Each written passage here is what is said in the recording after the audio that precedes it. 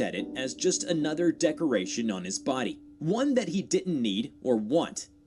Wow. Oh, he did this against his will. The SCP Foundation is using this dude's powers against his own will. Wow, I can't say I'm surprised, but it is what it is. It is what it is.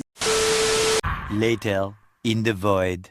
What's going on, everyone? It's your boy Savvy, and welcome back to the Savvy Show. And in today's episode, before we dive deep, your boy got a lot to catch up on because I've been low-key off the grid for, personal reasons, but your boy's back and there's a lot that I want to tackle, so bear with me while I try to catch up with you guys. So with that being said, today though, this one looks pretty spicy, man. This is SCP-590, He Feels Your Pain, and this is from TheRubber. So this SCP seems pretty self-explanatory from the title itself. He feels your pain. It's kind of like a statement than an actual name for SCP, but who knows, maybe you'll find out his actual name within the animation itself. But like it says, he feels your pain. He could feel the pain of others, and he could probably possibly heal them, or take the pain instead of like feeling it, because like it's one to feel someone's pain than to feel it and then actually take the burden upon themselves, because who would want that? But I wouldn't be surprised if this SCP is unlucky and has that trait with these abilities. So with that being said, enough of me rambling, let's just dive deep and see what this is all about. So without any further ado, if you guys are excited for this reaction, you want to see more, smash that like button and let me know in the comment section below what you thought about this SCP, and remember to smash that sub button if you're not already part of the family, and hit that bell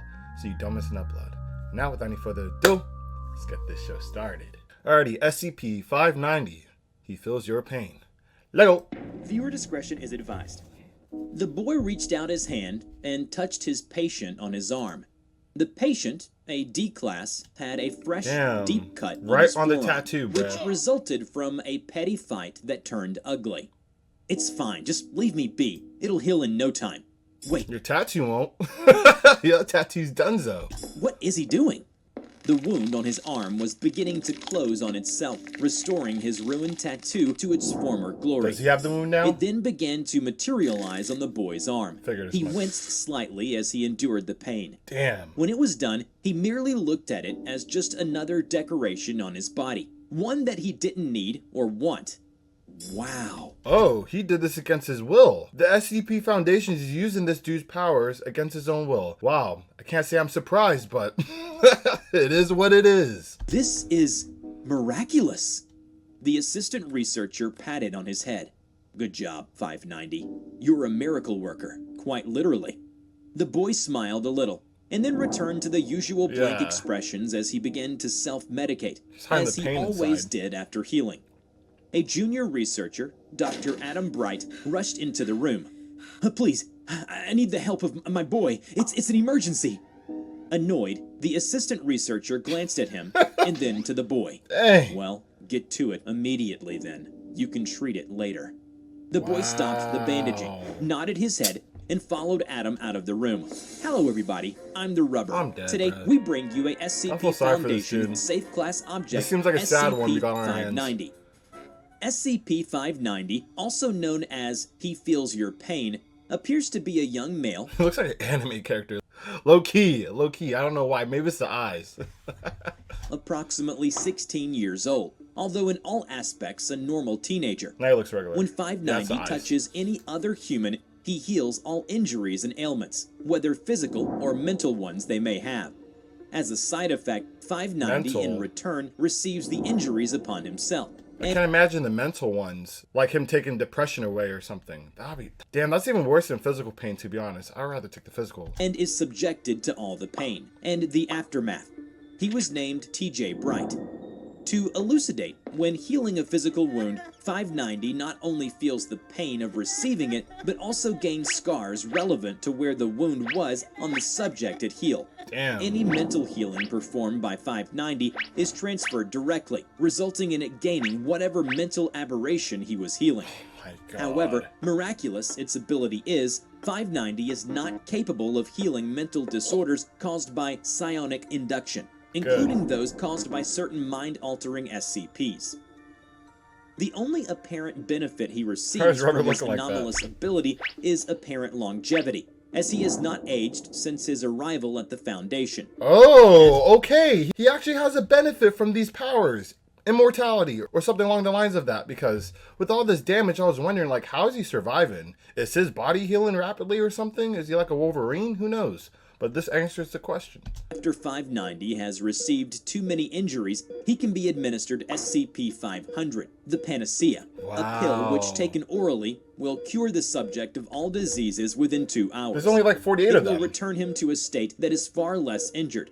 However, knockoffs? it will not cure all the diseases and injuries he has accumulated over his lifetime, only the previous 2 hours. Mental illnesses he has accumulated do not heal as of the time of this writing. Further testing is needed to see if it will heal new mental afflictions. It is also noted by Foundation researchers that 590 did have a normal and highly functioning mind, but that changed when Dr. Bright got his hands on Oh it. my god, Dr. Dr. Bright convinced 590 to heal some people of their mental afflictions, and in turn had their illnesses transferred to him, leaving him with the mind of a 3-year-old child.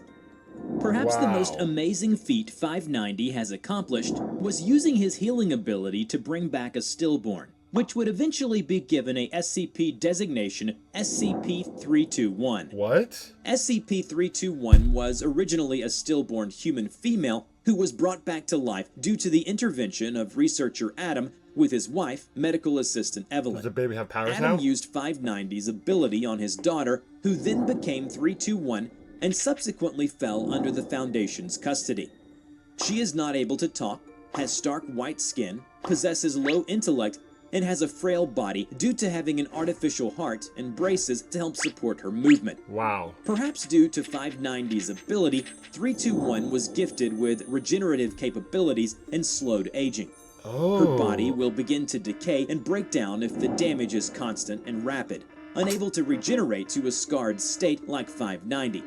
However, once her artificial heart was inserted, she managed to heal to full health. During 321's time with the Foundation, she has maintained her low intellect and takes on average multiple years to learn even the most basic of skills. Yet speech still eludes her. Despite this, What are those things on her back? she can make vocalizations similar to what a very young child would make that serve as an Oh, that's the stuff indicator that of helps her her mood move? and what she wants or does not. 590 followed junior researcher Adam, making their way towards the Foundation emergency room. Adam explained the situation. Me and your mother are having another baby. Well, you're getting a sister. Wait, But what? she came out less than ideal. You're his father? Is he just saying that to the kid? Is that for real? C-A-P. Cap. Adam's pace quickened. He got annoyed at 590's being unable to keep up, and What? his apparent lack of interest in his talk. Oh, for goodness sake, will you please hurry up? You're probably capping, man. 590 quickened his steps, but still paces behind Adam. Soon they arrived at the labor room. The room was dead quiet. Only the mother, Evelyn, cradling her baby daughter, with tears in her eyes, calling her name. Sarah, Sarah, please, work your magic. 590 slowly walked towards Evelyn and put his hands on the child. A magical glow emanated from his hands. When it subsided, the child's cheeks flushed pink, a sign of life. Soon enough, the most joyous sound filled up the room. Oh, A God. newborn's cry. Oh, my sweet, sweet child. Look at her, Evelyn. Isn't she lovely? You He wanna say pushed thank past you? 590 and embraced Evelyn and his daughter. Bruh. 590 looked at them and moved towards the exit. If there was some kind of like reverse Uno card on this guy's powers, I would have played that shit with the quickness. Pushed him to the side. You can't even say thank you. What do you have to lose? Just say thank you, bruh. They really be treating them like cattle. When he looked back, he saw the child was looking back at him. 590 let out a smile and walked out of the room. The child was then taken into Foundation custody for examination and given a SCP designation. Researcher Adam protested multiple times for his daughter to be removed from SCP status. Nah, she's a SCP now. How you like it now? And they're gonna treat your daughter like a freaking animal. I request that SCP-321 to have her SCP status removed. Nope. She holds no threat towards the Foundation, nor society at large. Same with Her abilities are SCP-590. not too powerful. She has the intellect of a young girl. What more can the Foundation gain in terms of knowledge from her? Dr. Bright, you acted in accordance with your own will Yeah. to initiate experiments on 321 without Foundation approval. Thank you. Furthermore, its regenerative capabilities are not yet fully understood, and it appears it seems to possess a form of longevity we have only begun to investigate. Your request has been denied. Thank you. Frankly, you are lucky you have not been reprimanded or terminated. For real. She nearly This died guy's due to her wildin'. regenerative and growth abilities. Since her condition has stabilized, I believe that it's now reasonable for her SCP status to be removed and moved to a medical setting to be with her family. Shut this She man has up. proven to not be a threat in the slightest. And lastly, what more can be learned that we do not already know? 321's near-death experience was due to her own abilities, not by the negligence of the Foundation. Yeah. Her condition has indeed been stabilized, and what's more, she has somehow been able to fully heal and maintain a reasonable size. I would venture that this is worth experimenting on and researching. Just as Adam was about to leave the room, one of the O5 members said to him, "You do good work for us, Adam, but it is inappropriate for a Foundation staff to grow attached to any SCPs. For real. You Not your would daughter do well anymore. to keep that in mind." By this point, Adam has lost his patient. What are you gonna Grow do? attached? Grow attached? She is my child, damn you. Wildin'. Listen very carefully. They're the Consider this 05. your last warning. 321 is not, has never been, and will never be your daughter. It will either stay in the custody of the Foundation, or to be released from it. That means termination. Is that clear? Damn. Adam clenched his fists. It didn't fly for 1 second. It's not my fault. He made a plane that can't fly. I told you not to touch it. And remained silent. This boy. Oh, yo, Adam's wildin' for real. Does he not know who he's talking to? This guy's a comedian. Good. Glad we have an I think understanding. it's balled up his You may fist. go. Looking like Arthur and 590 would shit. spend his downtime with 321 when she grew bigger. They were at her cell, doodling on papers Oh when my Adam God. called for 590. TJ, some idiot got hurt again, so I'm afraid your little art lesson will have to be put on hold. The assistant researcher who was watching them corrected Adam regarding the proper nomenclature preferred by the Foundation. Sir, with all due respect, this boy is not to be called by anything other than 590. He is a tool to be used, not someone's friend, sibling, or child. Yeah, trying to manipulate him, bro. Like, that's why he was like saying, you're having a daughter, this and that. Like, these are the type of people I really despise, man. You listen carefully. That there is my boy, my son. I am free to call him whatever I damn well please, Is and he, you will though? do nothing about it. Got it? As 590 stood up, he saw 321 has got a paper cut on her finger. She started to cry. 590 patted her head and took her That injured length, hand though. into his. There. I'll make it go away. The cut slowly closed up and stopped bleeding, and 321 smiled, but got saddened again when she saw blood slowly seeping through 590's bandaged finger. It's okay. It's no biggie. I'll be back, sister, and we'll play again. He patted 321 again and rose. He smiled and turned towards Adam. Wow. Coming, father. Remember to... Okay.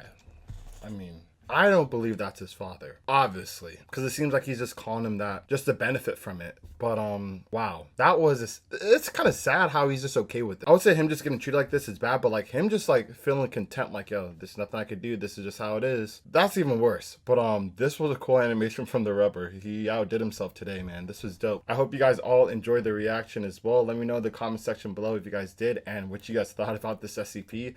It's so sad, but it was funny though. Unfortunately. What am I saying unfortunately? Sometimes you just gotta laugh at other people's pain. But with that being said, if you guys enjoyed, remember smash the sub button as well and hit that bell so you don't miss an upload. And with that being said, unfortunately that concludes today's episode. However, I'll catch you guys on the next one.